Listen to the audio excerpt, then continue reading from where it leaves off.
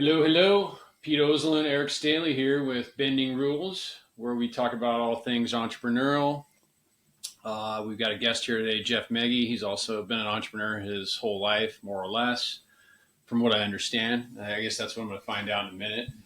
He and Eric have worked together, done some deals throughout their lives, and he's had what I understand to be a very colorful career. Just kind of remind everybody, bending rules, what we're going for here is we're just trying to have a dialogue with guys that, have built businesses that are 0 to 100 million. 100 million would be amazing if someone's done that, but somewhere in that sort of lane, because that represents the majority of what entrepreneurs in the United States have done. And obviously there's outliers and, those will emerge too here. But I'm curious to know Jeff's story today and how he got started in his career and what he does and the lessons he's learned. And I guess the first thing that was kind of a point of curiosity for me, because Eric and I were having a conversation the other week on the podcast, and he was talking about his mentor, and he didn't mention by name that it was actually you.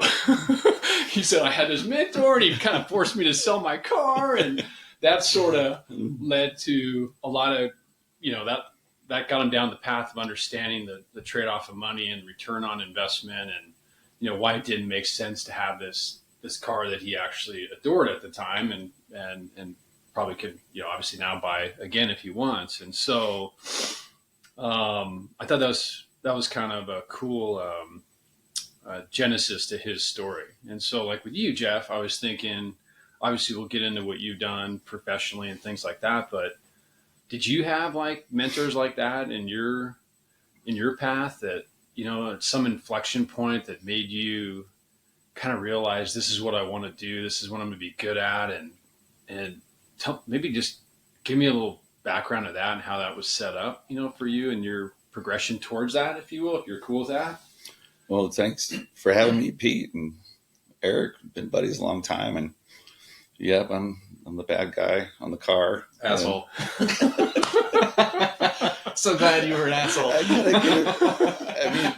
Just to close out that story, just full disclosure. Oh, no. Okay. I said, what if you could buy 50 of those later? You sell one now, you buy 50 later. And now you can buy much more than that. And so, pressing outside your comfort zone is not a bad thing. And your question was, how did I get started? Late 80s, there wasn't any real estate gurus to read about and get learned on. And come the early 90s, there started to be a few. But I was just a babe in the woods and had a neighbor down the street who wanted to sell a house, and took it on contract and learned a lot on that deal. $28,000 in Corvallis. So this is Corvallis, where you were living at the time, where you're born and raised, or Corvallis? Okay. I spent half my childhood in Southern California. Okay. But $28,000. I owned it for 2 months and put a roof on it. Was the first mayor of Corvallis's home. Wow. Built in like the 1860s. Yeah, and sold it 2 months later, and just blindly going through it. But I knew I wanted to do something different and come from an overeducated family, so I knew I couldn't do that. But that was like step one. A neighbor hooked me up, and my takeaway from that is that the people out there, everybody can do something like right now. Like, then maybe we'll get into it later, but steps you can do right now without money and without going to the bank. And so you're saying I didn't have to sell the GTO? Hell no. Damn it. I didn't know that then. I know that now. I know you were just getting going too, though. At that stage, that was what, 1996. Oh, it was not like 89. My first house. No, I was talking about when we were talking in the clean rooms there at Hewlett Packard. We were going face up on the basketball court. Oh, okay. He's a quick SOB. My God. He ran my ass ragged out there at midnight. Mm-hmm. Still couldn't beat you, though. Wasn't enough. Oh, I remember us split games. Wingspan. He's a pretty tall guy. He's strong, but he's fast. I just back him in. And, oh, yeah. There you go. Meanwhile, I'm picking his pockets while he's doing that. But over and over again, like those early deals, and I got some pretty cool mentors that came along later. But I just had, I know Eric had this, and it sounds like you did from listening to you guys' previous stuff is, and I tell the girls that I coach volleyball, and I tell them at the end of practice that you want to be rich, go do this. And rich is to be defined, right? Maybe it's just fulfilling your career path, and maybe it's, so it's a moving target, but people that have an inquisitive mind and ask shitloads of questions, it's just absolutely the right answer. Mm-hmm. And then they can find that path. I got a question for you, going even a click further back, is how did you know you wanted to get into real estate? There's so many options when you're just getting going, a pup, and you got a credit card and $5, in the checking account. How did you know it was real estate? Well, I figured out I had to pay rent, right, at 19 years old. And I'm like, well, why don't they pay me rent? Yeah. So it was a very analytical process I went through. So it's just internal. Like, you didn't have anybody telling you that you ought to get into real estate, or, this would be a good direction to go. My mom would make the donuts. I'd sell them next door, down the street when I was 5 years old. And I always kind of bought and resold things, and I was kind of a deal guy. So I just had to find something bigger to buy and sell. Yeah. And you just kept building on that essentially over the course of your life, as it turned into what you do, which we'll talk about. Elaborate a little bit more on. This begs the question though, because we talked about it last week, and it's always a point of curiosity. So you said a second ago, you can do these things without money, which I'm curious about, like how that transpires, but the whole seed capital, like how did even the first house at $28,000, which to a 19-year-old, depending upon what you got to put down or where you get, where did that come from? Like, was that just you'd save working it? I don't know. You tell me, but. I was a painter, and I ended up with a gig on this guy that was building these new homes. And I was making $7,000-8,000 for doing these homes, and about half I could leave with in money. And I would paint the inside and the outside, and you'd go do the next home. So we're kind of, chronologically, it really worked for me on a monthly basis. Yeah. And so I'd make $4 or $5 grand a month, which way back in the day was money. That's good money. So I saved $5,000 or $7,000 or whatever, and I gave this guy at $28,000. I gave him $5 grand down. Okay. And it's one of the ways to make money without needing any money, because he didn't want a down payment. So the house was not financeable. He owned it for cash. Okay. He was an older guy. He would rather have the income stream instead of the payoff, because he was going to get killed in taxes, because he was a high income guy. Yeah. So all of his marginal dollars he was getting hammered on. So he's like, just pay me monthly and show me you can do something nice to it and fix it up and give me a reason for doing this deal. But I only owned it for 2 months. Yeah. So he was happy. I was happy. And then from there, was it, you knew you wanted to stay in real estate, and you just kind of went and continued to find more. You were like, well, that wasn't that hard. This is the best thing ever. I found this, and I go get another one. And still looked like a turd when I sold it, though. Why is that? All we did is I hired my brother to put a roof on it. And it was at like a 12-14 pitch. The house is still there. Yeah. It's over by where the Beavers play football in Corvallis. Yeah. So it was like that. And he was hanging off these, the skip lap, he's peeled the shingles, and there had been like 3 fires in there. So we have to like fix the fire stuff and put the roof on there. And somebody came along 2 months later and like 40 grand. I'm like, done. It's like bought another one. But all cash, the seller carried. Seller carried. A lot of reasons for that. Is that still a thing? You see seller carry as much as you did back then, or has bank financing just become that much more accessible, or what's the ratio there? Know where to look, and I think we talked about this before. Like when you play a poker hand, I like the ones that work for flushes and straights and the suited connectors and kind of high. And if you're playing a hand 5 different ways, just the physical condition of the property is one of the ways to play real estate. Yeah. And when clearly the bank isn't going to give a loan on this thing, there's no foundation and whatever else. Yeah. You can win on just fixing up the home.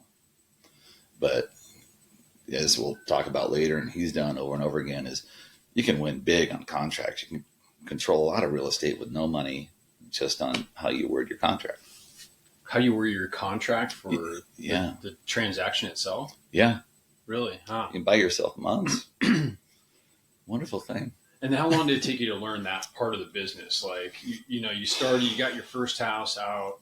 Now you got some cash, you moved to your second house. And then, did you have a goal in mind, or were you just like, I want, because Eric and I talked about this, like when I asked him, like, what was your sort of driver when and you're like, well, my dad said if I own 5 properties and I get, I have the, so you sort of had a bit of a goal, a benchmark, and maybe, exceed that or whatever you did later in your life. But what about you? Like, what was your goal? Did you have, a number, or was it an economic thing, or I don't know. I'm just kind of curious with that, like just starting that process. Well, I think we have in common here between the three of us is I've listened to some of the things you guys have talked about before. It's like nervous people like to wiggle. It's like the bed sweats and their legs are just doing that, right? And you had to go do something because you got to do it. It's like, this possession inside of you that said, I need to go do this. And if it's not that, it's going to be something damn close. And if that doesn't work, I'm going to do something else. And like a super inquisitive mind and never taking no for an answer and being willing to learn the things that you don't know. Yeah. I think it's just the foundation for, there's this cat that he knows, Derek. Yeah. Different Derek. Mm-hmm. Can I digress for a moment? Oh yeah. Let's go. He's living in the second home with me. So I buy and sell the first one, move in the second one, I'm fixing it up. Same kind of thing. Not wonderful. Right behind the stadium. Yeah. And he's like, Jeff, how do I make money? And I'm like, sell your goddamn motorcycle. What the hell is that? Same advice. He keeps passing along. Sell that thing you really enjoy. Well, it was a different thing because he's gonna die on the damn thing. The dude was the second coming of Lucifer on that thing. Yeah. And he's weaving and doing that shit like someone swings the door open. He's eating. Yeah. Oh God. So he's like, and he is like heavily impressionable. He was a former alcoholic or whatever, heavily impressionable. He's like, okay, well, what do I do then? I said, step one, sell that shit. So he sells it and he gets like $3,500. And I said, you could make $1 million doing anything. And he goes, what do you mean? And I said, well, go buy a lawnmower. So he bought the lawnmower. I didn't know the story. Yeah, Derek. He's changed his name to Durian Walker. He now lives in Thailand on the beach, and he's got these little huts he rents out. He's a crazy guy. Yeah. Gets a lawnmower, ends up with 6 or 8 of his buddies. They're mowing these lawns, and at the end of the day, he's got like 45 lawns he's mowing. He's got 7 or 8 guys working for him. He only carries the lawnmower down to be repaired or whatever. And he's making like $8,000 a month on lawnmowers. A guy digging a hole can make $1 million. You just got to dig bigger holes. Yeah. And so he gets done, and then he goes off and buys a couple of homes and ends up with some killer stuff down in Ocean Beach, Mission Beach, right by the lifeguard station, a place in Oahu, a place in Vegas. I go flying down there to talk to him. I'm like, Derek, what the hell are you doing? You don't have cash flow to support this. And in the meantime, I've worked up to apartment complexes and storage units and whatever.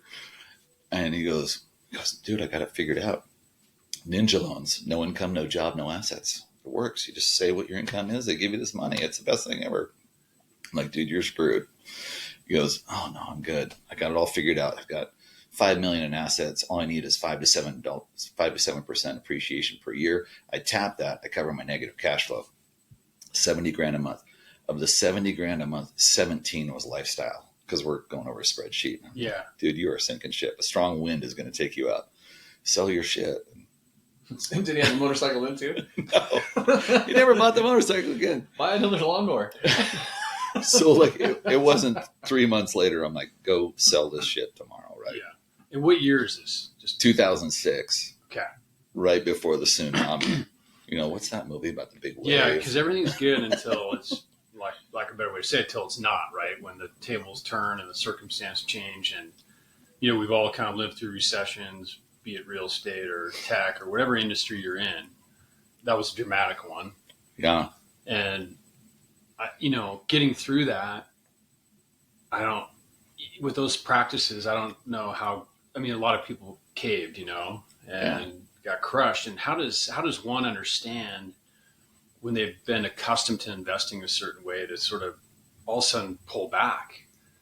prior to that, I mean, or take advantage of it after the fact, like kind of you did, Eric, when we talked before, like now you're in a 9 and 10 and now the deals are to be had if you got happen to still have some cash sitting around. Right. So did he take your advice and pull back? It was basically too late because, because I'd known him for 15 years at that point. Because this is like, early 90s. Fast forward to 2006, he had collected all these assets that are negative cash flow. And so I went down there and tried to talk him off the cliff.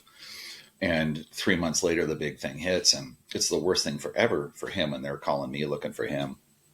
And it's the best thing ever for me. So he had to walk away from it, saying, that's why I went to Thailand, is he's avoiding all these debts. And it was the best thing ever for me. I went down to Vegas and bought a couple dozen homes at the time, and for 30 cents on the dollar. And he's walking away from stuff he can't support because he just wants to tap it. So it was only about refinancing.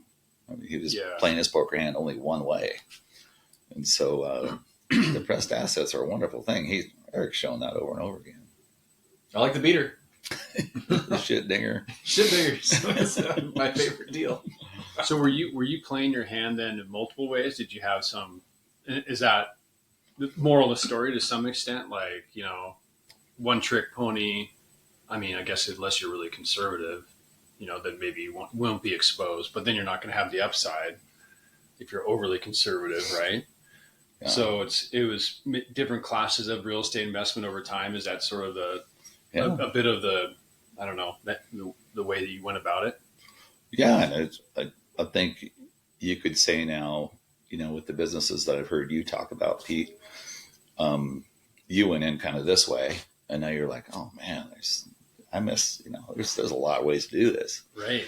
And I went in with, my hand over my eyes, trying to blindly feel my way along. And eventually you learn about these other ways. And in Vegas in particular, we went to auctions, we bought condos, we bought houses, we bought multiplexes, and it turned out to be a good thing, but there's some stuff we did wrong too, Yeah. Everybody's got to do something wrong to try to recalibrate to figure out how to do it better. Yeah. Right. I mean, I feel like it's, especially like, I don't know, you interview or you talk to people, everybody talks about the stock they picked that was a big winner. Oh yeah, I invested in Amazon back here, and it's harder to get them to talk about the stupid things they did or the mistakes they made. I mean, unless it's in like kind of a context like this, which I'm always curious, like what was the big mistake and how did you right the ship, after that mistake? I mean, did you have any sort of inflection like that? Probably more than one, but what jumps out to you when I say it? Because for me, like I've already shared mine on the podcast before, like they always jump out. Like I'm like, oh yeah, this is dumb. Like, but I can go back and I can see myself rationalizing why I did that. Yeah. And it wasn't like totally irresponsible, but on the other hand, it was looking past some things that I should have been looking for. Yeah. If that makes sense. Yeah. And that term, like fools rush in, it's like, well, they're running that way. I'm going to run the opposite direction, and I'm going to be the smart one. Right. So I'm busy patting myself on the back, and I get down there and we invest in most all the properties were pretty good. But the two big mistakes is we bought one fourplex that was basically two blocks in the wrong direction. And it was basically kind of a mini war zone, and there was gangsters in there and stuff. And we put up the money, of course, to buy it, and then all the reparations and everything, and got it all going. And we sold it and barely broke even on this, like what turned out to be a $245,000 fourplex. Barely breaking even to me is a success, though. Like that's in that neighborhood. A failure is you lost the 250, right? So that's, I mean, in my mind, if that's one of your worst failures, that's not that big of a failure, So, and not that I don't really need to get into the specifics of the financial aspect of it, but if that led to you changing behavior, and what was it from there that you did differently going forward that you were able to maybe see the 2008 thing happening or capitalize on whatever? What did you work into sort of your process after that you felt? So the big takeaway is that you mentioned this before, exit strategy, right? So when you go into a market that's been hammered like Vegas, and you're in it for cash, because we had 7 figures laid out, and I was about 90%. My dad was about 10, and then we had another guy that had a little sliver, and we went in there for cash, and the banks wouldn't finance in this war zone, right? The whole city was decimated with too much inventory. So the stock market tripled. If I would have put the cash in the stock market, it tripled at about the same time these home prices tripled. And so I was in a zero leverage, bought all these homes for cash. And the retail value of what we bought used to be about $265,000. We bought for an average of about $65,000. So then when it tripled, we went through all the pain of acquisitions and these auctions and everything else to buy all these properties. Same time, we could just put the cash in the stock market. We've done the same thing, but we were too busy patting ourselves on the back or something. Yeah. It's also like, well, how do you know the stock market was going to go up, triple, right? I mean, yeah, I feel like you guys are a couple of guys I know that have done a lot of real estate stuff in your careers, and a few of the other guys I know as well. You tend to play in the ballpark that you're comfortable, and they're really reticent about the stock market. They look at it as like, wow, this is this weird thing. It goes down 20. I don't know why it went down 25%. It's the same company, and I'm surprised sometimes to learn like what a percentage of how small a percentage of their assets are in that, and or they just kind of keep investing in their same asset class, which I guess in a lot of ways makes sense too. I mean, real estate is a huge asset class, right? It's a third of wealth in the country. So, why do you even need to invest in the stock market unless you're just doing it purely for diversification purposes? But yeah, no, looking back on those things, I'm sure, that could be, well, did you even consider buying stocks during the first 10 years of getting going on real estate investing? Or were you just reinvesting all back into real estate? So I left HP at 2002. That was like the last job I had, only so I could work harder. I didn't retire. I worked way harder in real estate, as you know. Mm-hmm. And I cashed out of my 401k. I had like 40 grand or whatever. So not much stock even in 2000. But I wrote a really shitty book about the best stock ever. And I said, 100% management control. You own all the shares. You get direct hands-on. You get a physical asset, not just a piece of paper. I had all these reasons lined up where I was writing my really crappy book because I'm not a good writer. I was a failure. There we go. Okay, you got one. And I was like, booyah! It's not stock; it's real estate. And so I was just hook, line, and sinker. And like, why would anybody? When somebody farts, this stock just goes ape shit, and I'm losing money. Why would I do that? And I got a bunch of friends that are all about, they have these big portfolios or whatever in stock, and they're dollar cost average. I got investment theory going on, and I got my debt stack on this particular bit. I'm a value investor. What's his name? Buffett's mentor, Benjamin Graham, value investing. And so I read through all that shit and through college and everything else. God, what a shit show. I want to trust people that don't wear a tie, that aren't sitting behind a desk, that have nothing to gain by telling me what, like you guys. You guys have nothing to gain by anybody listening to this deal. Those are people I want to listen to. Like, yeah, but they don't look nice. They don't have a suit on. They're not trying to, doesn't sound good enough or something. Yeah.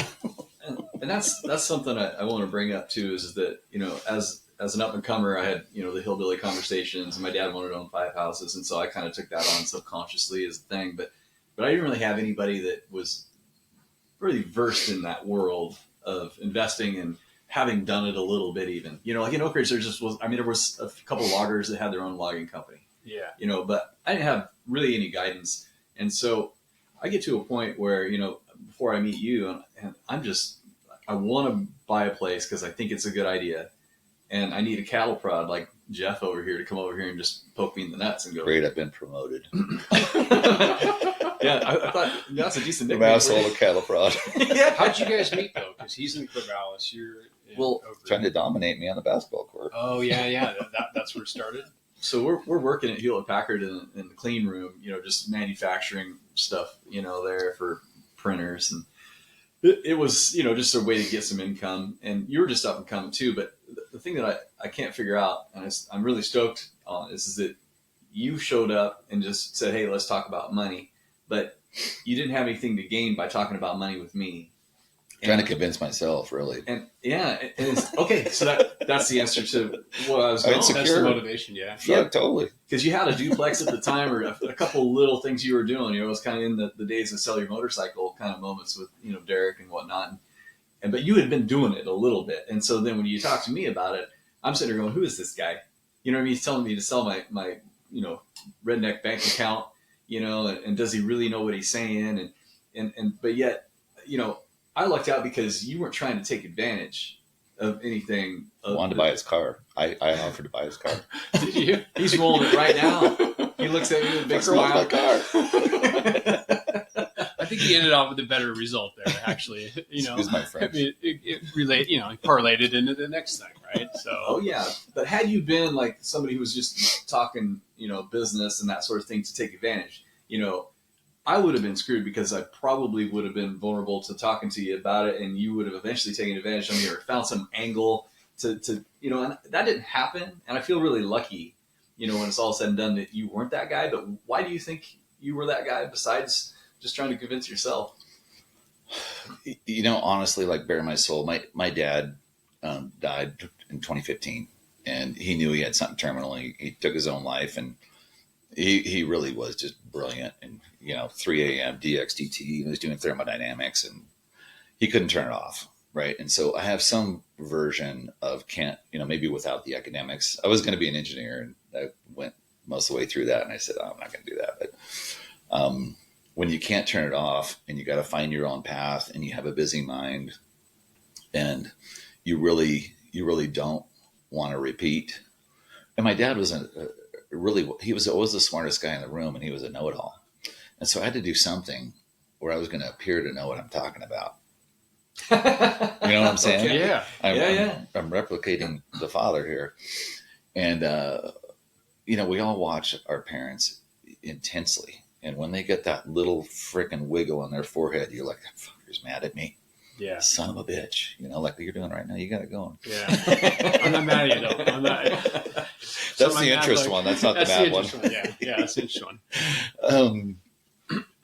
So I after you talk about your dad and your similarities and your disparities, and some ways they force you into a corner, and some ways they completely mold you. Yeah. And I think I had to go cut my own deal. And I was going to be relentless about it, probably because he was with what he did. And truth be known, he only lost money in real estate. And my first deal was with him. He paid me to fix up a house in South Carolina. Lost $5,000, and there was a fourplex behind it. And he lost $45,000. Owned it for like 8 or 10 years. Lost $45,000. He sold it, and he was happy to lose it. He was like, "I'm getting out of this." They got him out of that thing, huh? Did he do other deals with you after that? He ended up, after one of my first bigger deals was a 20, shit, man, I'm losing it, man. 27 units or 29 units in Salem, which I still own, in the late 90s. And I had to show him a loan commitment from WAFED, the interest rate, that I had the funds in the bank, the whole 9 yards. And he loaned me money at 1 point lower on the interest rate than the bank was going to do. Yeah. And then he proceeded to show an interest in what I was doing, because I was up there fixing it and working on it. It's interesting, the father parallel, because I lost my parents' money too in that second investment that went bad.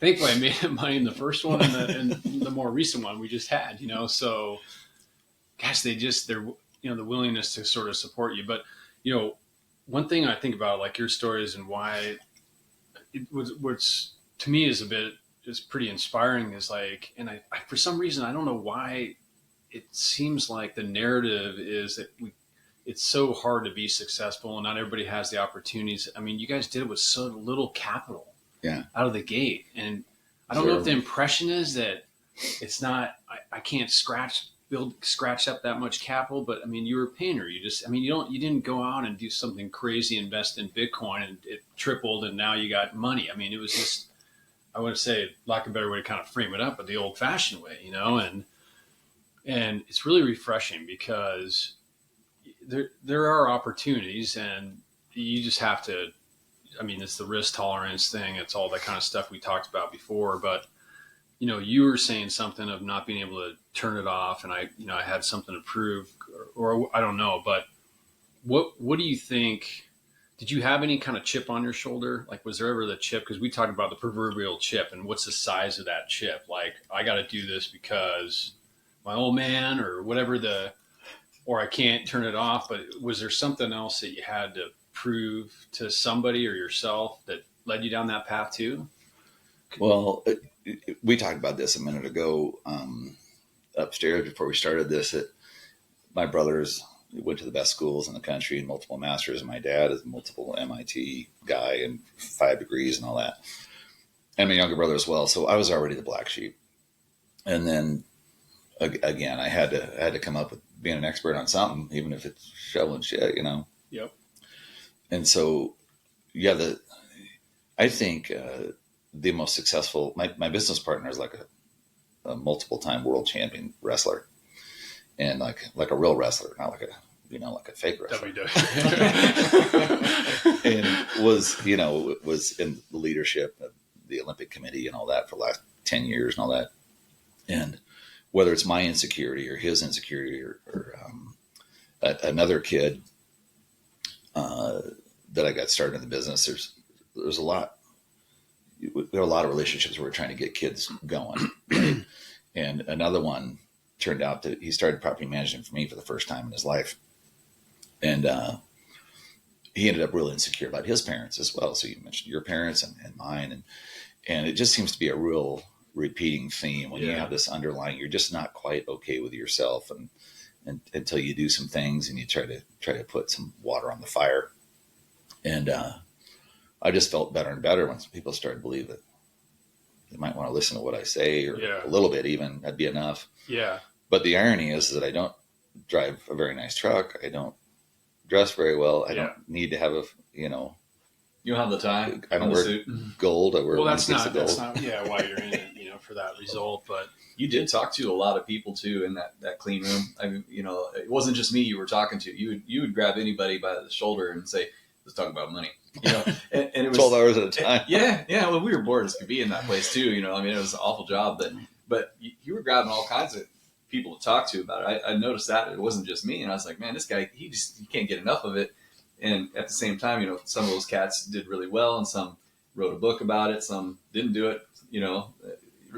It's a variety of outcomes, but man, it's really cool that you have that nature about yourself to actually give back. Even then, you were doing it, which, I mean, I don't want to blow you up too much because I'll get you all fired up and everything. Because you didn't tell me to sell that GTO, so it's all said and done. But most people that I run into historically that are successful and self-made, they aren't teachers. They're doers, but they're not a teacher too. And you have that combo, and that's just a special sauce that needs to be shared. And there's a lot of people that could benefit, especially from somebody who doesn't need anything from you as a teacher. Yeah, that's cool. It's like a big part of kind of, I think, what this is. These conversations that we're having. But that car thing, like, if you're going to describe my investing, my insecurity / I don't think I'm the best at anything. I just think I'm okay at several things.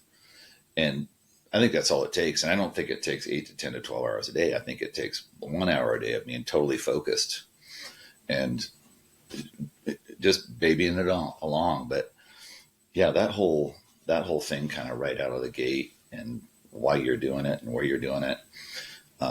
That property manager that I just mentioned ended up managing 2,000 units now. He's like the biggest property manager in Salem, and he's killing it. He's doing great. But my investment theory is something like RFN, like right effing now. Because whether it's you selling your GTO, and with that particular kid, he took over my really shitty spreadsheet of property managing my properties, and I could all lay out, look, man, I got some macros in here, and I got a little Visual Basic going on. I can do some shit. I just press this button and it gives me this number. And he's like, yeah, this thing's horrible, right? So he took my property management thing, and he's the second coming of Christ on this property management thing. I'm like, God, you're way better than me. And we're standing in a rental property that he lives in, and he's like, Jeff, I don't know how you do it. I can't find a place to play. I've been looking around. I've been scouring Corvallis like Eric and been scouring. I can't find, you said, look in this neighborhood, look for this and that. I can't find anything. I'm like, how about this one? I went over standing there. Right? So I said, you got the owner's phone number? Yeah, but she's freaking crazy, man. You don't want to talk to her. Call her. Puts her on speakerphone. Right then and there, we did it right even now. Yeah. We had a deal in 15 minutes on the phone. Well, that's the, I mean, you're kind of going to the traits of an entrepreneur and have an outcome, the initiative part. Yeah. Right. I think people think about things a lot, and you can analyze to, the nth degree and try to make your probability analysis. But at some point you got to act, you got to take initiative, you got to make the call.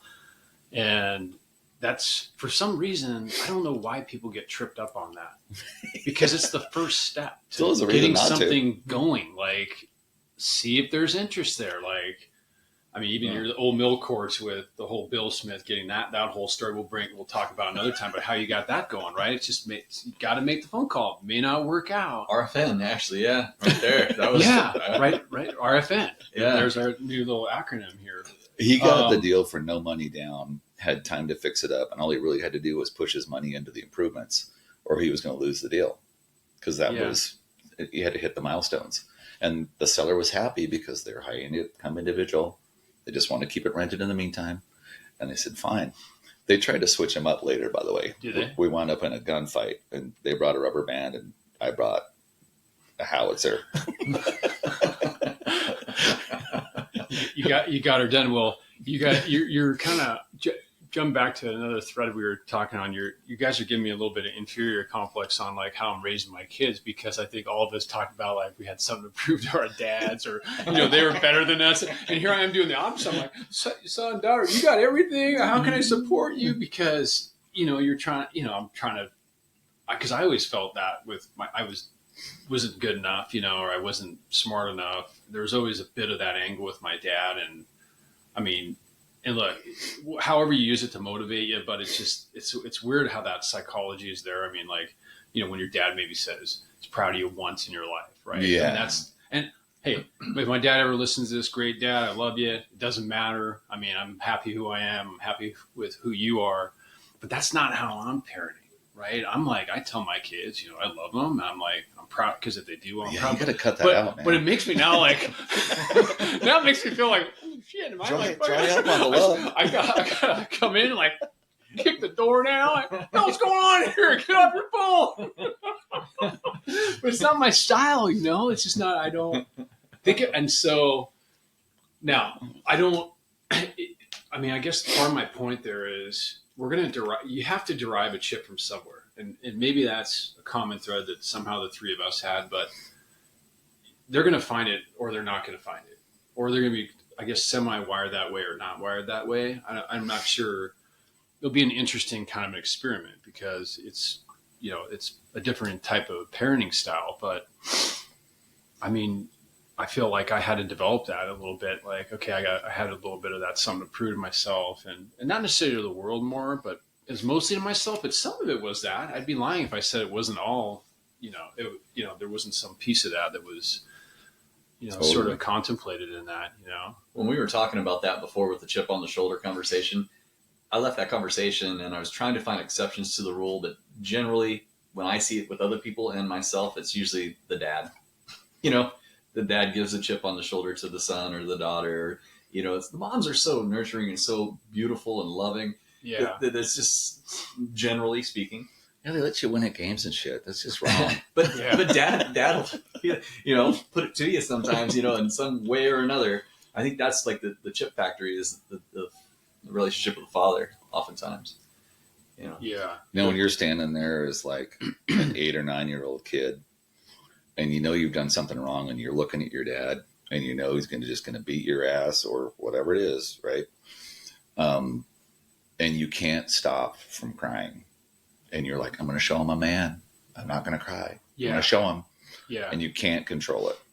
I mean, I think that's like the most raw reflection of you're 9, your brain's about the largest it's going to be, right? You're most impressionable about fourth, fifth grade. Stand by me, right? Yeah. All I heard was sick balls, Chopper. Anyway, digress.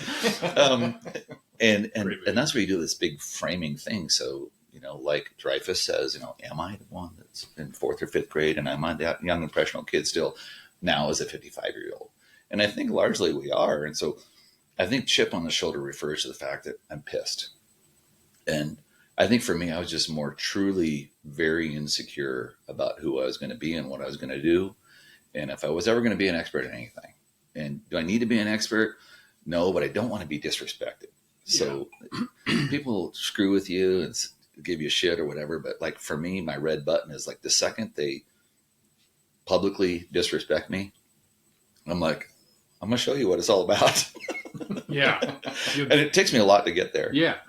Yeah. That was the source of motivation. Yeah. No, I try to disrespect you all the time, but it just doesn't work. Can't get there. He said it takes a lot. Keep chipping away at it. I gotta get better. You might get there. Yeah, you gotta get better. You need to be more. You need to be more determined. That's on me. I trust your intentions, though. God damn it! So you're never going to get there. I want to compliment that. God damn it! You're just a nice guy. You got? Did you have like goals? Like you say, like I don't need the number per se, but I mean, financial success. Like, what did you have a time frame in which you wanted to achieve it, and then what did it mean to you if and when you did achieve it? How to your lifestyle? I mean, all the other things that are important to success besides like, continuing to be really good at something and having a good result. I mean, I think that should give one self-satisfaction if they've mastered something throughout their life. And even if they've made mistakes, if they've ended up kind of in the win column. But I suppose once you kind of sort of get there, is that all there is, or what else needs to be part of that equation for you feel as an entrepreneur to be successful? Well, you ever hear Michael Jordan talk about his brother? No. So Michael Jordan says, best basketball player I've ever known is my brother, especially when I was growing up. And yes, you run into the athletes. Older brother, younger brother? I think it was his older brother. Yeah, I think I do recollect a little bit. Insanely fast. He used to be taller than me. Competed with, just kept cutting him down, drove me into the ground. Yeah. And my older brother, I worshipped, because he was slightly taller, slightly stronger, slightly smarter. He has all the gifts to this day. And then my younger brother, slightly shorter, but very intelligent. So you're middle. I'm in the middle kid. Three boys? Yeah. You and I both middle. And so I was fiercely competitive with them. It didn't matter if it was tiddlywinks. We were going to almost go to blows on every freaking thing. And we didn't play basketball. We played kill your friendly neighbor, which is a version of having all of our neighbor kids over and elbowing and slamming and jam hooping and all that stuff. Oh, yeah. And some serious injuries came out of that, which was really fun at the time. Yeah. I remember some of those matches as well. Yeah. Just fun, right? Shit, you remember. The football ones, right? The sandlot football, tackle football. Oh, yeah. You got the guy in the ground in a headlock. That's not really part of a tackle. Well, but anyway, yeah. I mean, because I can go off on tangents, but for your question specifically, just what I initially wanted to do was to get a really good start out of the gate to kind of prove the concept, which is, like a SWOT analysis, your strengths and weaknesses and opportunity. Yeah. And I had my degree by then and all that, and I had to prove the concept and get a couple properties and get out of I want to jump off the hamster wheel, right? And so many of all of our friends are going to be on the hamster wheel their whole lives. Yeah. And so I had to do that. And so leaving in 2002 was a big deal for me. I was 31 or 2 or something. And they're like, "Oh, you're retiring?" I'm like, "No, I'm not retiring. I'm just leaving this job to go do a job that's harder." And so I can't really claim. And that job, going to do the job that's harder, was you going on your own and doing real estate at that point. Yeah. And maybe a partner or something, because you'd mentioned I had another guy or two that you may have invested with you, but so that's your leap of faith at that point. Yeah. And I had hit some monetary goals that I wanted to hit prior to that. And I had a collection of properties then. Some people it's 5 houses, right? Like an engineering job is 5 to 7 houses paid off. I had some other mentors that made that equation, and I didn't have houses at that point. I had more apartments and some other restaurants and things.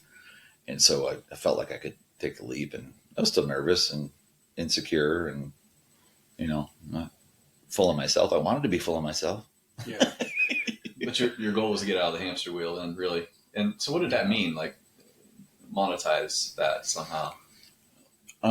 So for me, I knew I wanted to replace my income, and my income at the time was 70-some thousand. Mm-hmm. I had the 40,000 401k I mentioned, and I was making more than that on about 75 total units of houses and apartments and things.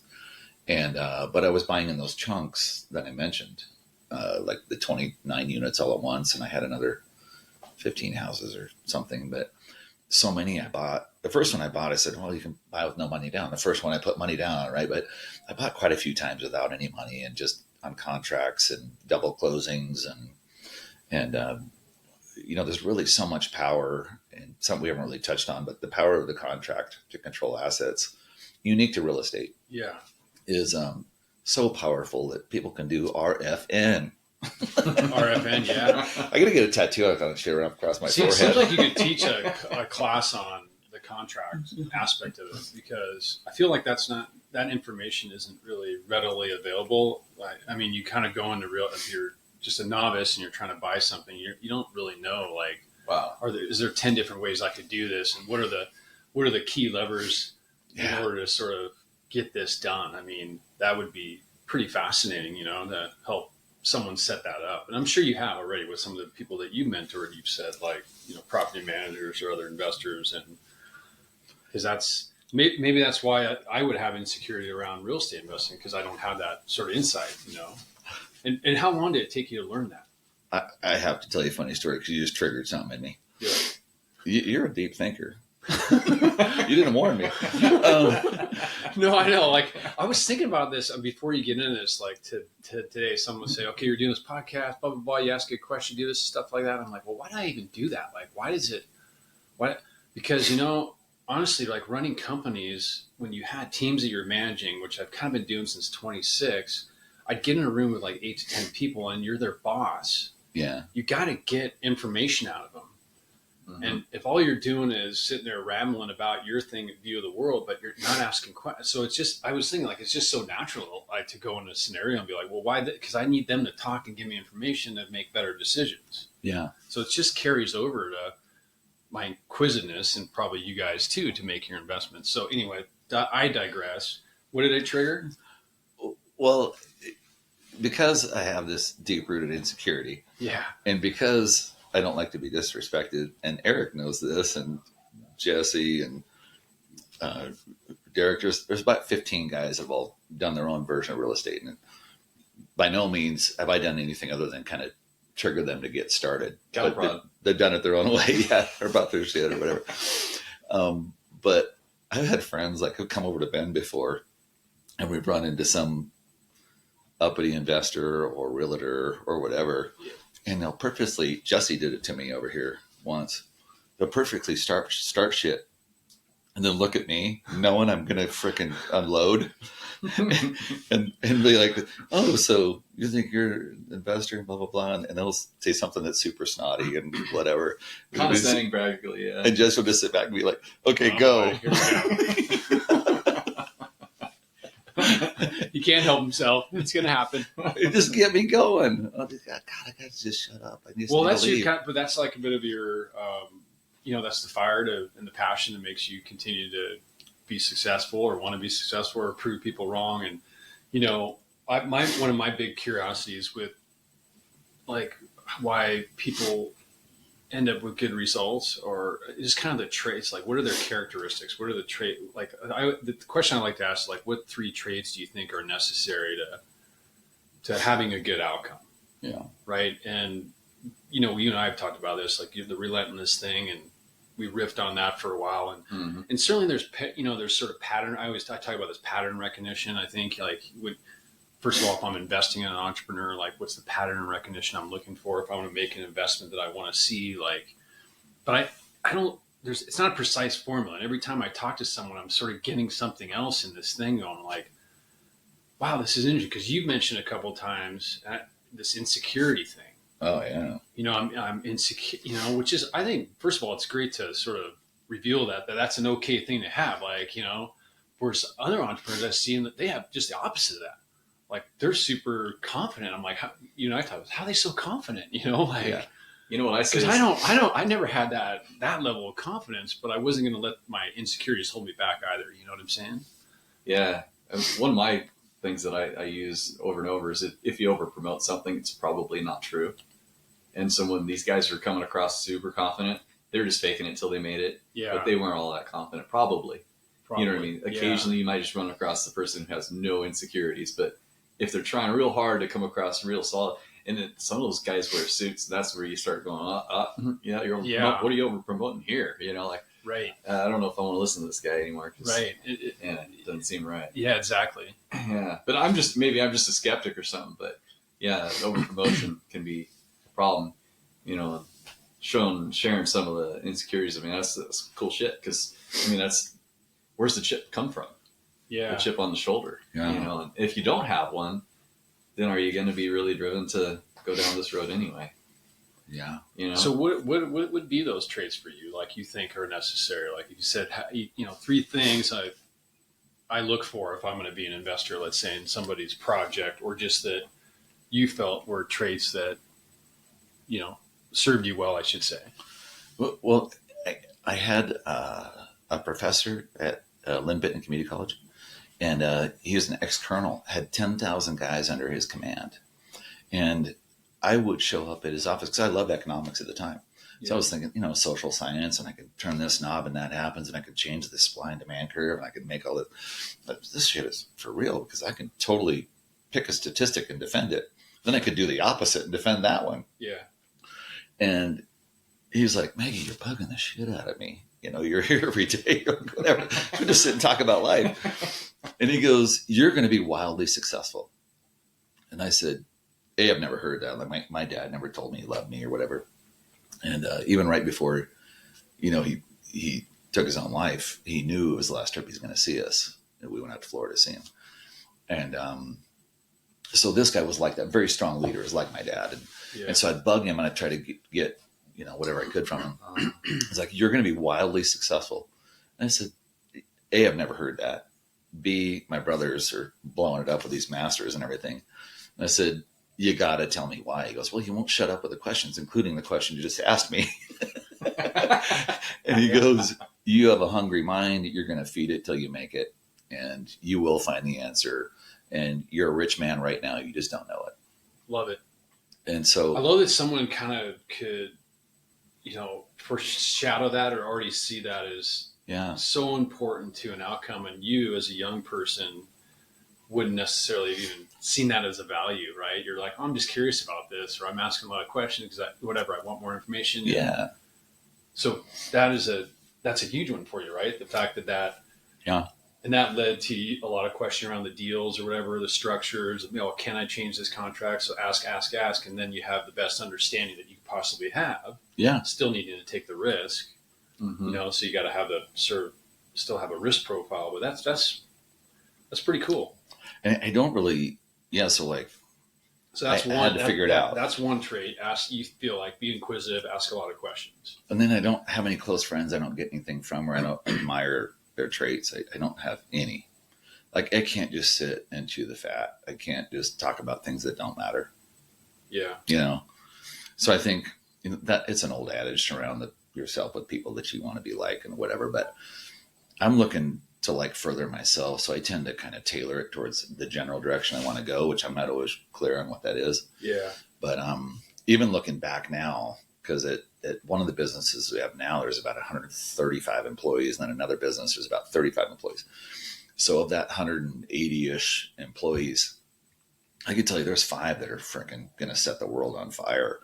Not just because the colonel told me and now I want to replicate, but whatever. You can just see they can't sleep at night. They are on it. They won't leave me alone.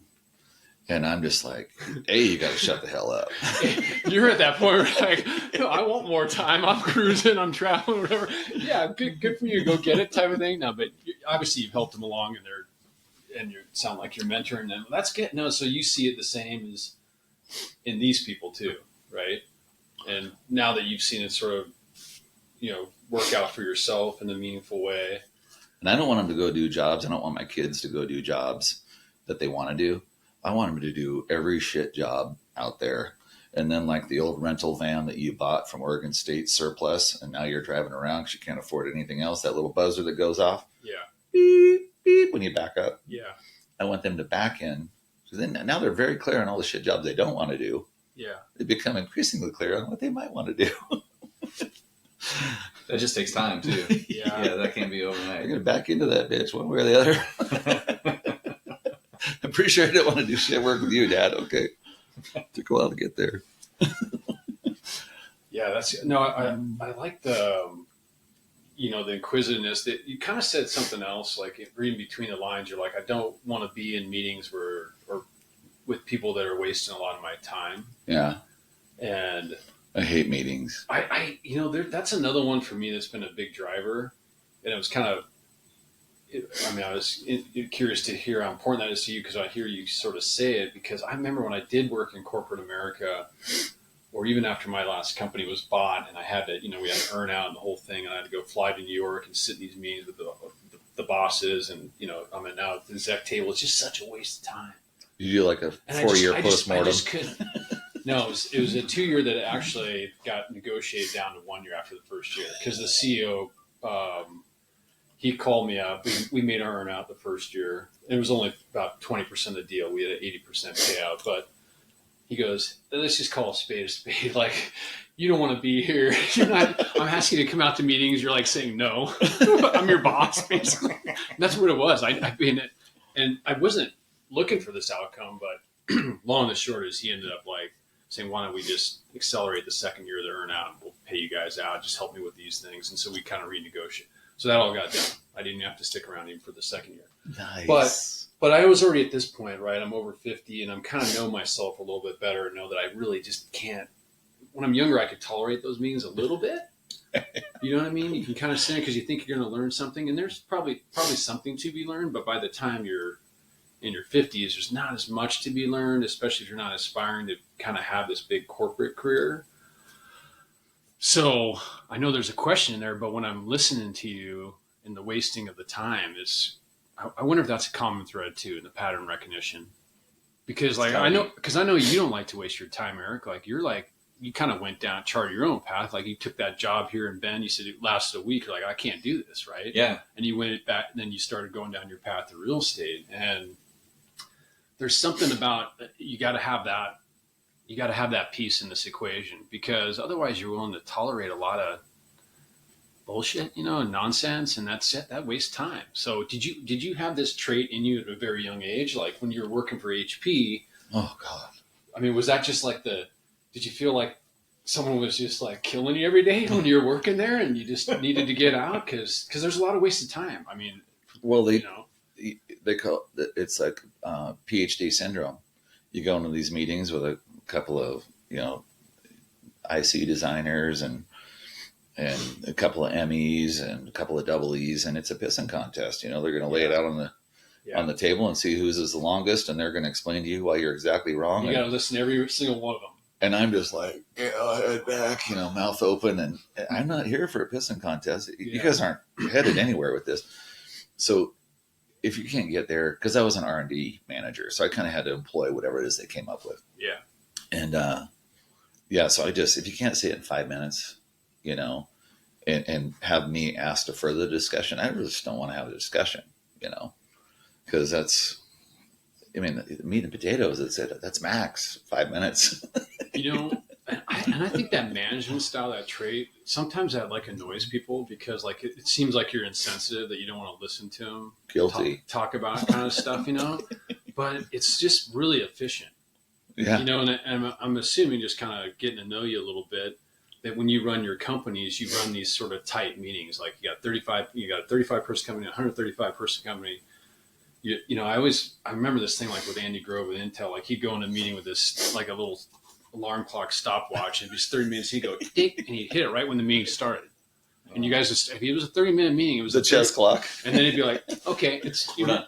And I think we try to be like, considerate or empathic, however you want to look at it, to our employees and this and that. And I think that's important. But on the other hand, it's like, There's only so many hours in a day. Like, and that's a great management style if it's appreciated. Yeah. And I think incorporated and taught in the right way. But sometimes you can't do that unless you're the boss. Well, if you're not the boss, you're going to have to sit in that meeting, right? And that's what that was really annoying for me. I won't go to my own meetings now that have managers do it, right? And I just fly in and shit all over and fly out. The corporate secret, right? So, but you can invest in individuals outside the meetings, right? So I'll stop and talk to the person that's cleaning toilets at midnight and take a genuine interest in where they're going in life and whether they want to buy a house and whatever it is they want to do, and still not want to sit my ass in a meeting and listen to endless fluff, Yeah. I think there's still ways, to do that. Let people know you care about it. So, absolutely. No. And I'm not suggesting that you shouldn't do it. I think it's a part of it. You got to get to know what their motivations are and stuff like that. But I feel like in today's age, it's a trickier balance, because management styles change and, the literature around how you should manage changes. And I'm not so sure all the change is really that beneficial at the end of the day. But kind of the underlying trait there really is impatience, and because however you justify your impatience. So I know I'm definitely, like you called, the mind that's not turning off. I mean, did you consider yourself when you're younger to be impatient? Yeah, like the RFN thing, because that's an indication of impatience too. And again, my weird thing with pattern recognition, I'm kind of going like, well, God, are we all just impatient people? I think so. At one point, maybe that's a bad thing in other areas of our lives.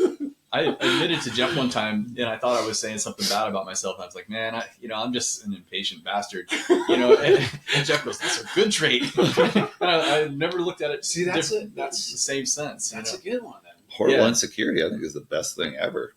What is? Yeah. I mean, the horrible insecurity. The pendulum swings, right? When somebody's way too happy, they're going to be dark. When someone's way too confident, they're being driven by the fact that maybe they don't believe themselves. Yeah. And like that whole RFN thing, when I was listening to you guys' thing before on this for part of it, I was like, but wait, man, debt stack, financing, going to banks, checking with the family, selling the car, whatever. I'm like, dude, I need right now. I need right now, and I need it now. And, like we talked about, like no money down. Everybody talks about no money down, but no one tells you how, right? Yeah. And I ran into one of these. I was down in freaking Playa del Carmen. He was in Tulum or in the past, not the same time, but. And this guy's like, yeah, tell me how to buy with no money down. And I'm like, well, if you do a contract, right? I'm like, I don't know why you don't go buy 5 houses right now. He goes, I don't have the money. The bank said no. My parents said no. I got no GTO to sell, right? Oh, poor bastard. And, one of the biggest ways out there now is like, if I went to you and you're selling a house for $500,000 and you're going to play devil's advocate and we're going to do it back and forth. Yeah. And you haven't sold your house for 3 months. And I said, well, how does 510,000 sound? Your natural response is, that doesn't sound too bad. Yeah. It's more than what I want. Yeah. Only problem is instead of a 45 to, and you give them the reference, right? Instead of a 45 to 60 day close, let's do a 90-day close. And at the bottom, I want, to be able to have an assignable contract. Anybody I choose. Well, it turns out I've already got some buyers I've been working with for a while, and I'm not a realtor, right? Yeah. But I can buy and sell that house in one day using their money, because at the title company, they use their money, not mine. It's never visible to you. Yeah. Do a double closing, and I walk away with, $30,000. It doesn't countless times. Or even if you just lock up a house for 90 days, you fully intend to buy it, but you can't make money on the deal. You think you found a deal. Maybe it's repairable. Maybe the rents are low. Yeah. The contract is now favorable. They're going to carry you some amount of time. They might even loan you some of the money to fix it up because they know it's not financeable. And you put all these ducks in a row and you still can't make it work, then you let the deal go and it doesn't cost you anything. Yeah. So if you don't need money to tie up a house for 90 days, why don't you have 5 to 10 houses tied up right now? Yeah. And then act on the ones that sort of meet the criteria at the end of that cycle. And you just get better and better at finding the ones like Eric I bet, yeah. That are hidden gems, and you can control $1, $2, $3 million in contracts easily, like overnight. Not easily, but it's so doable. The double close thing and getting older folks to carry loans for you. It's like 3 ways you can go out right now. Yeah. Go control some real estate, get some older people to do, or help them fix a problem that makes them not able to sell their house right now. Yeah. Just right now. I just don't understand why everyone's not doing that. Just don't think the same. They don't. Yeah. They're not busy. They don't have to go solve a problem. Right. And you solved some big problems. With Well, your stuff. they look at, maybe they see obstacles instead of opportunities, right? It's too risky. I don't know how to write a contract. Well, that's, yeah, exactly. Instead of going to learn how to do that thing and resolve it, Yeah. And it just goes back to that whole initiative and take action and put it in motion, and no matter what it is, right? I mean, we all have that in common, and then see if there's a good result from that. And if there's not, some people call it like fail fast, like fail fast. And I think the 90-day thing is an example of that. You got 90 days to basically fail fast. If this isn't working, I'll know within 90 days, or 60, or maybe even know within 30, and you're out. Yeah. You don't even need to take the 90 days. Like, you got to wait out of the thing right then. Well, and even with commercial, and if you decide you want to go do commercial in any capacity, with restaurants or storage units or gyms or whatever, if you're less focused on finding a great property and you're more focused on a really great tenant that needs to find a home, but it's not their gig because they're really great at software, or they're really great at turning high-end properties in Bend or whatever, but they want to go start a shop in Corvallis or Salem or wherever it is, and you know about what they can pay and what they're looking for and whatever else, find the tenant first, then find the unit. And you got a guaranteed winner. You're standing at the finish line and everybody else is spinning in circles. Yeah. And it sounds, you make it sound really easy, and you always have. And part of that, though, I think, is being willing to bullshit people, and Are talk. you saying I'm bullshitting?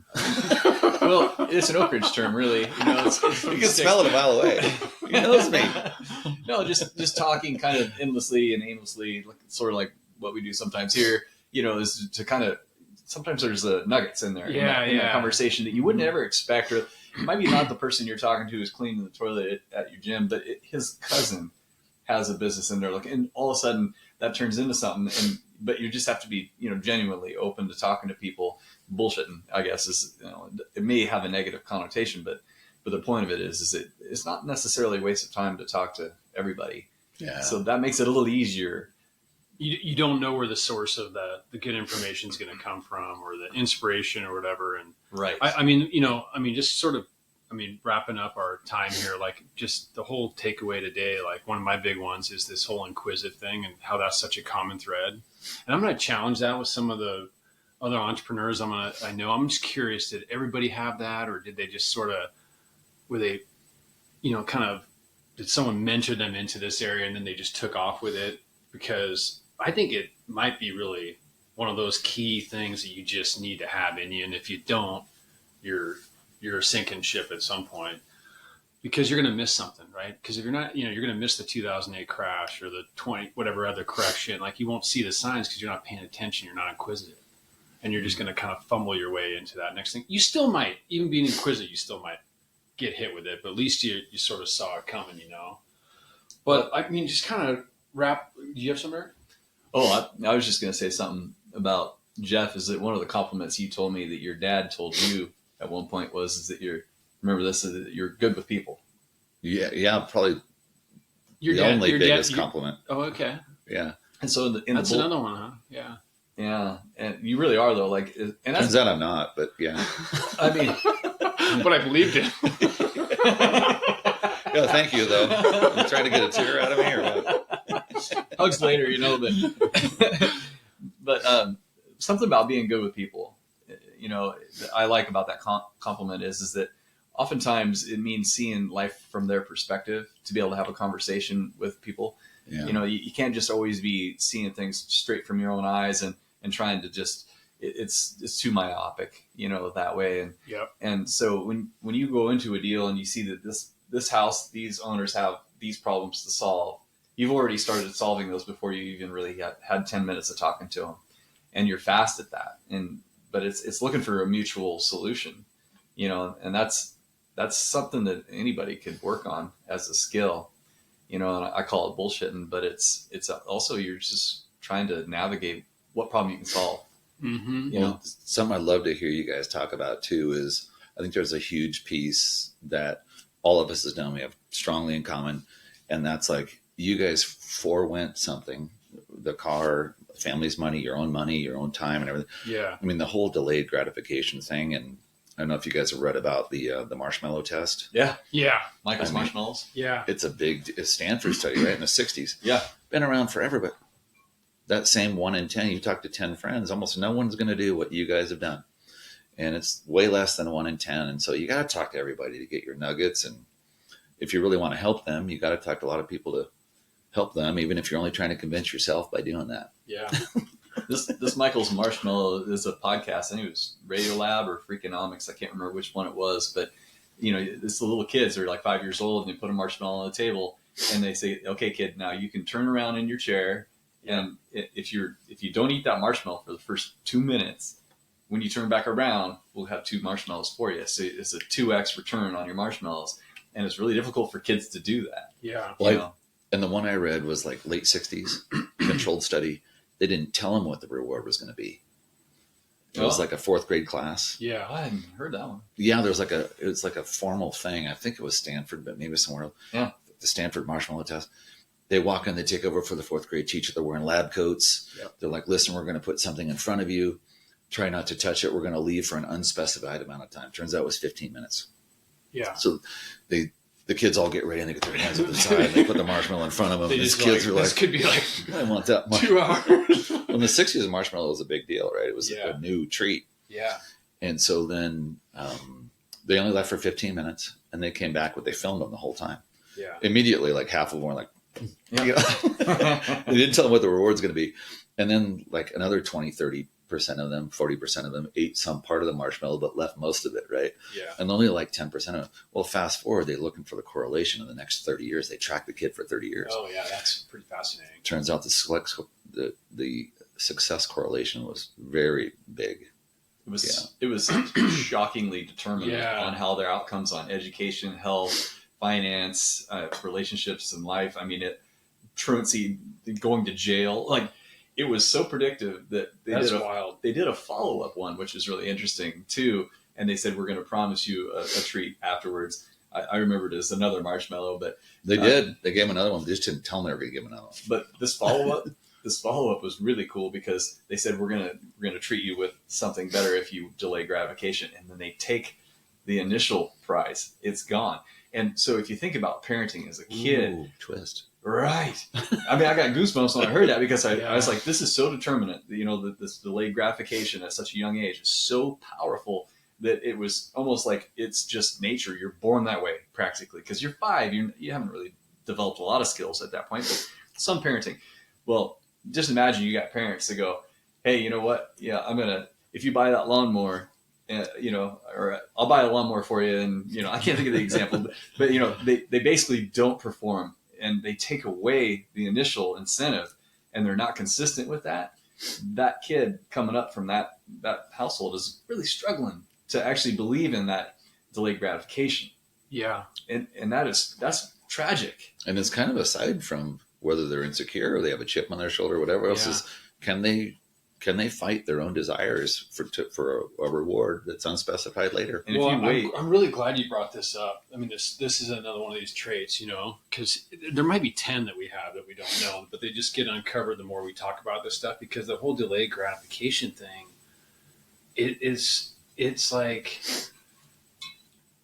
so important because it just takes time to build a result. I would tell you my biggest parallel for that in terms of a teachable moment for delayed gratification is sports. Yeah. Especially youth sports. And I've always enjoyed coaching because, you take football, until you're physically big enough, strong enough, fast enough, until you put the time in the weight room, it ain't happening for you. Unless you're just the kid that grew to in 8th grade and you're already too big, But for most kids, so whatever the sport is, you're going to have to work at it. And that, and that's such a good sort of, metaphor or whatever for life, because if you don't have those like experiences, and I don't know if sports is obviously not the only one, but as a kid where you didn't have to sacrifice something that took a lot longer than you thought, you don't really learn that. and then you become, and I don't know if it's more difficult today or than it was for our time. That's another conversation. But I mean, you know, you get to hit the reset button. They talk about this in the video games. You know, you're losing the game, you hit reset. You know, and kids are starting to approach sports that way. Like, oh, I'm not successful right away. I don't want to continue with this sport. Yeah. Right. They're not willing to accept the delayed gratification. You got to have it. I'm not playing enough. I'm going to sick mommy and daddy on you. Yeah. Yeah, exactly. You know, as opposed to put in the work or bulldozer parent. You know? Yeah. Not having that structure though. The second marshmallow isn't there and the first one's gone too, you know, because you delayed gratification. I mean, there's just but like Jeff said, like we all had an opportunity cost, right? You could have used that money for kept your car because that's gratifying. You know, I could invest in something else that's gratifying, but instead you're putting it something you don't know when you're getting it back or if you're ever going to get it back. You kind of have to trust a process that you don't know is going to be a payout. Yeah. Or how it's going to pay out. You got to trust somebody sometime or you're going to, it seems to me like people start getting pissed off about 28 to 35 years old and they're like, oh my God, this is third grade math. If I don't do something, it's way more detrimental than if I roll the dice on something. And sometimes you got to grind them. Right? It's not it doesn't happen in the cycle that you wanted. The 2008 recession hits. You got to hold it longer. You got to refinance. You got to grind. You got to, you know, do whatever, like leverage this property, change your asset portfolio. I mean, whatever, you know, that looks like. And seeing those downturns is big. I mean, I've been through like 4 of them, you know, the .com and the early 90s deal, the late 80s deal. It just gives you a perspective, right? It's kind of like the pulling of the marshmallow when the economy goes to hell. It's like, yeah, I was going for the second marshmallow. Now the first one's gone.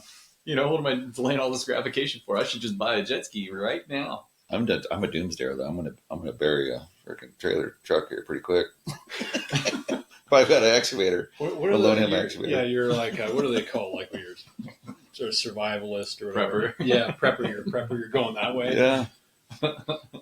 Yeah, hopefully we don't need to head that way. Well, Jeff, man, it's really good to get to know a little bit about your story. It's kind of crazy when we start peeling back these onions. Like there's just so many layers that, you know, we could keep going on. And I hope we have a chance, and I'm sure we will, just over coffee or beer another time, just to kind of continue. Thanks for sharing all this, man. Seaside, baby. Yeah, I mean, I think even right here today, like someone's going to benefit from this. I mean, I've learned something, and I always love learning new things. We all do, and what not to do. And in my head, what not to do. And I just, yeah, exactly. But I mean, I could, you know, got to end it at some point. But in my mind, there's going to be 5 other questions, you know, I'll want to unravel here a little bit more. You can't shut it down, man. That's your best trait. Yeah. Well, that's something else that we should pick up offline because, you know, at what point do you get satisfaction out of other things in life too? Yeah. Right. Than just sort of the ability to achieve. Right. I mean, satisfaction in being present, if you know, overused term, but anyways, don't have time for that one today. But I mean, that's a hard learning. And when you kind of feel like you've met your financial goals, or you just decide I don't want to. I never had goals, by the way. I just like the game. Well, that's where you and I are a little bit different. You know, frankly, and that's. I think that's great. No, it is, and it's worth. I mean, it's worth sort of exploring that because you got to play to who you are. Yeah. You know, and I wanted the freedom, not the money. You know, just wanted freedom. The money was okay too, probably. It's okay. All right, man. Good chatting with you. Thanks, buddy. We'll catch up another time, man. Appreciate it. Appreciate it. Right on, man. Hey.